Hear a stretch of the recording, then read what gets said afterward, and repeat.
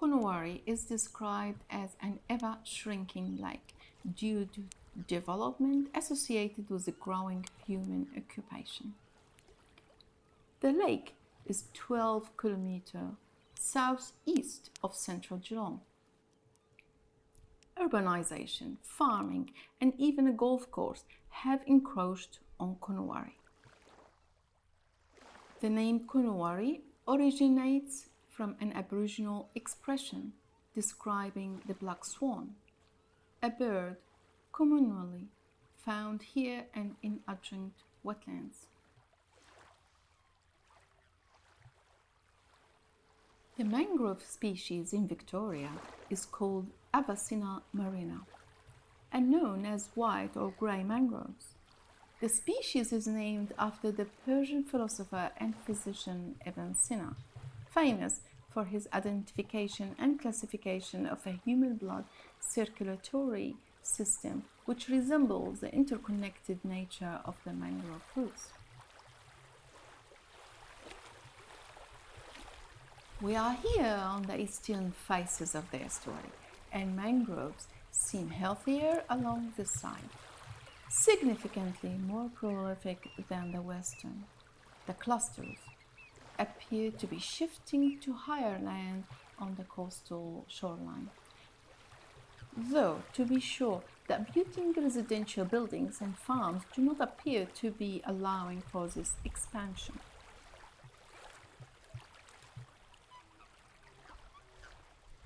As you can see, mangrove trees are intertwined and connected with their root system, forming an entire community. The tree and shrub foliage create a rich habitat for other plants and animals to call home. And the branching root system underwater creates a safe haven for many fish. I have learned that trees have intelligence and can communicate with each other.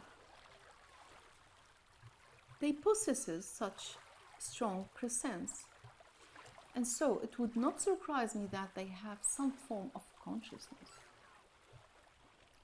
They are also tribal in the way they communicate with each other and are somehow aware of their offspring. They can prevent other trees from getting too close, can fight for space, but they also support each other, holding each other up.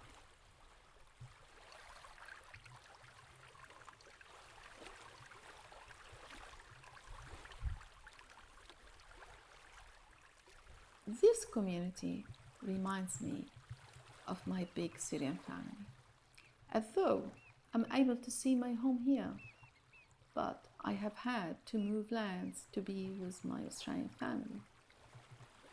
I see home within the unity of the mangroves world. The sound, the smell, the movement transfers me into a magical world away from the complexities of daily life.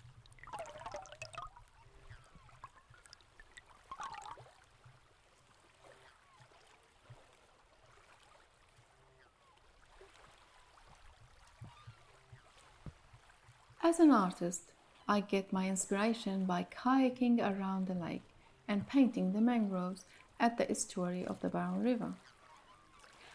Kayaking has helped me to navigate this rich ecosystem, and I guess myself as well.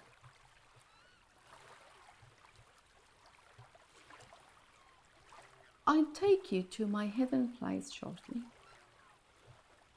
I often do this journey in my kayak, and I'll soon show you my favorite place. Perhaps it's important to note that mangroves offer a unique environment. They are places of peace and tranquility with their own microclimate, being cooler under the canopy on hot summer days and warmer on cold winter days. And they teem with all sorts of life and sounds. Mangroves give me power, energy, and resistance, and I consider them my family. mangroves could provide the same energy to you. You might find a place to escape as I find solace and peace here in my kayak between the trees upon the water and surrounded by hidden sounds. Can you sense the above water sound from the underwater sound? Try to listen.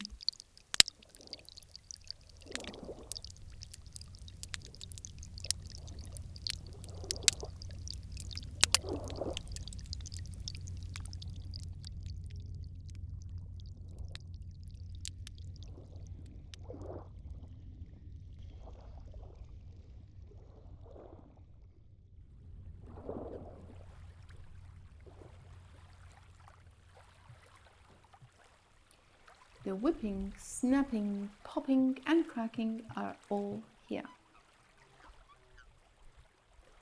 You know, there are times when I imagine myself a mangrove tree. These trees can't speak and can't cry. I have witnessed their destruction, and I witness how pollution is affecting their health. I am devoted to protecting them and to protecting their reputation. I can state that I can't protect my home country of origin, Syria, from man-made war, nor the olive trees over there, but I can do something to protect the mangrove forests where I live. In discovering the mangrove tree, I discovered myself. The connection with the mangroves grew stronger when I found that they were unknown, mistreated, and neglected by people in each of the countries where I have lived. Do you find that mangroves are beautiful and deserve to be celebrated in the arts like any other trees, like the olive or the oak? Every tree has a story, and I wonder what this forest has witnessed over these many years. I wish she could share with us her story.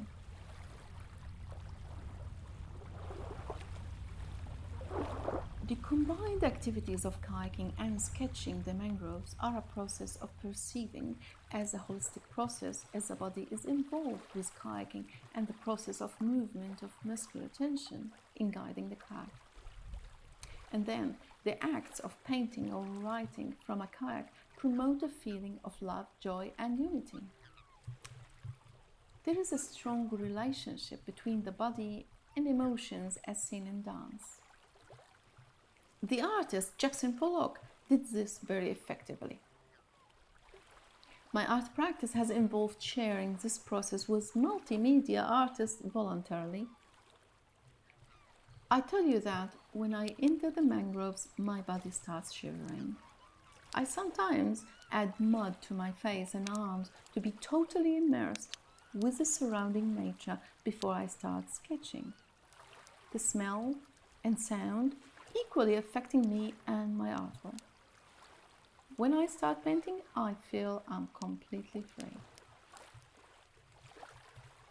My kayak has almost become part of my body and is my tool to be there with the mangroves, sitting beside them next to their roots, not above. It's home and I'm happy here. I hope that you have enjoyed this journey and that you consider visiting the mangroves again.